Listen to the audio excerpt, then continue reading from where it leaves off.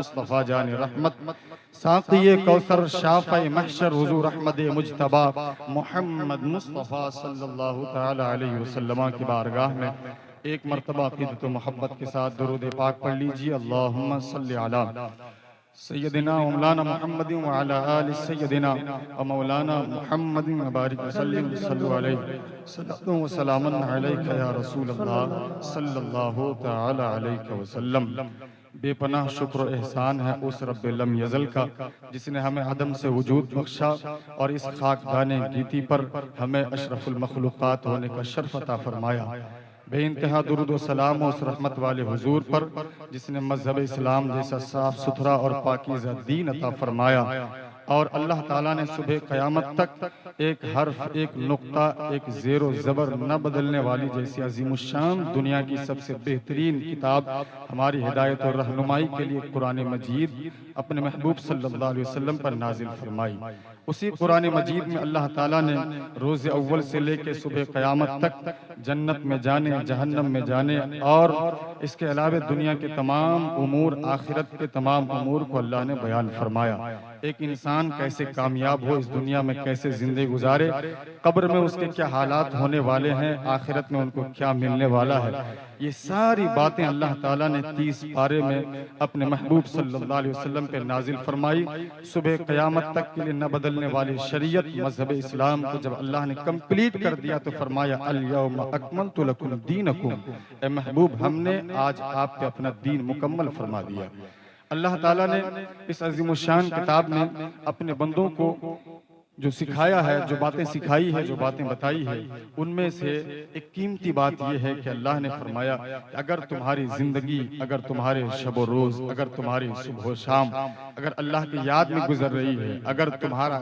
اٹھنا، بیٹھنا، چلنا، پھرنا، یہ تمہارا کھانا، یہ لیٹنا، یہ سونا، یہ بیٹھنا، تمہارے کام کاج، کاروبار، بزنس، تمہارا سفر، تمہارا حضر، تمہارے صبح و شام، تمہارے ہر حرکات و سکنات، ہر پل، ہر لمحہ، ہر سیکنڈ، ہر منٹ، ہر گھنٹہ اگر خدا کی یاد میں ہے، یہ آخرت کے لیے ہے تو تم دنیا میں بھی کامیاب ہو، آخرت میں بھی کامیاب ہو۔ اور اگر تم نے اس سے ہٹ کر کے زندگی گزاری صرف دنیا کمانے کے لیے، صرف بڑا آدمی بننے کے لیے، صرف جو ہے ہائی لائٹ ہونے کے لیے، صرف کرسی حاصل کرنے کے لیے، دری بچھانے کے لیے جھنڈے ڈھوتے رہے، تو یاد رکھو جب تک اس دنیا میں رہو گے تو یہی تمہارا نام رہے گا۔ جس دن آنکھیں بند ہو گئی یہ ساری چیزیں، ان ساری چیزوں میں سے کوئی چیز تمہیں کام آنے والی نہیں ہے۔ اللہ تعالیٰ نے قرآن پاک میں فرمایا بل تؤثرون الحیات الدنیا والآخرۃ خیر وابقی، یعنی اللہ کے بہت ایسے بندے ہیں جو آخرت کو دنیا کو ترجیح دیتے ہیں آخرت کے اوپر، یعنی آخرت بعد میں دنیا پہلے۔ دنیا کمانے کے لیے وہ صبح و شام کوشش کر رہے ہیں، دنیا میں کیسے بڑا انسان بنا جائے اس کے لیے ہر پل کوشش کر رہے ہیں، دنیا میں کیسے حکومت حاصل کی جائے اس کے لیے ہر لمحہ کوشش کر رہے ہیں۔ لیکن اس انسان سے پوچھیے کہ اللہ نے آپ کی پیدائش کیوں کی؟ اللہ نے آپ کو یہ دونوں آنکھیں سلامت کیوں عطا فرمائی؟ اللہ نے یہ دو پیر آپ کو سلامت کیوں دیے؟ آخر اللہ نے آپ کا یہ دونوں ہاتھ سلامت کیوں عطا کیا ہے؟ آپ کے اندر عقل ہے، دماغ ہے، شعور ہے، آنکھوں میں روشنی ہے، کانوں میں سنائی دیتی ہے، یہ دو ٹانگ ہیں، آپ سیدھا چل پا رہے ہیں، آپ دماغ اللہ نے ٹھیک ٹھاک دیا، آپ سوچ پا رہے ہیں۔ یہ ساری چیزیں کیوں آخر اللہ نے عطا فرمائی ہے؟ کیا آپ نے مانگا تھا؟ کیا آپ نے دعائیں کی تھی؟ کیا آپ نے اللہ کی بارگاہ میں فریاد کی تھی کہ اللہ ہمیں ایسا بنانا، ہمیں ایسا بنانا، یہ بننا چاہتے ہیں؟ نہیں، اللہ نے آپ کو اپنی مرضی سے اشرف المخلوقات بنایا، اللہ نے اپنی مرضی سے، محبت سے آپ کی تخلیق فرمائی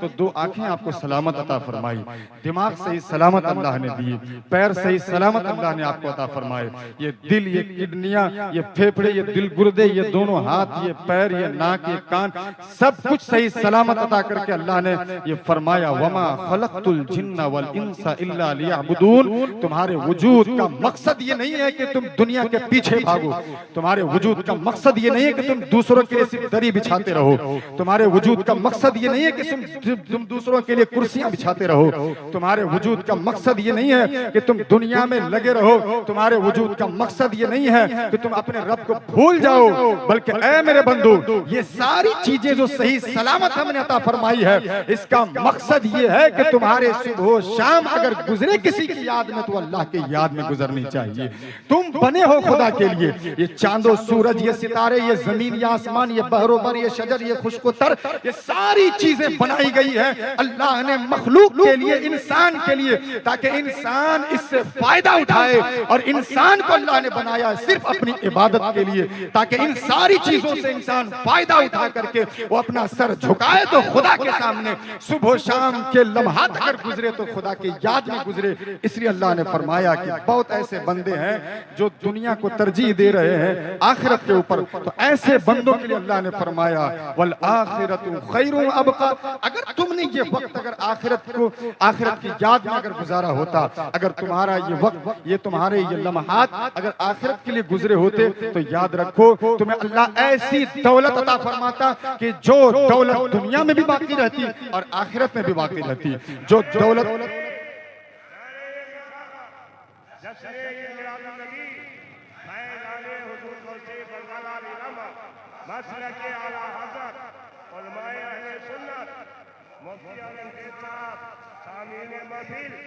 یہ آخرت ختم کر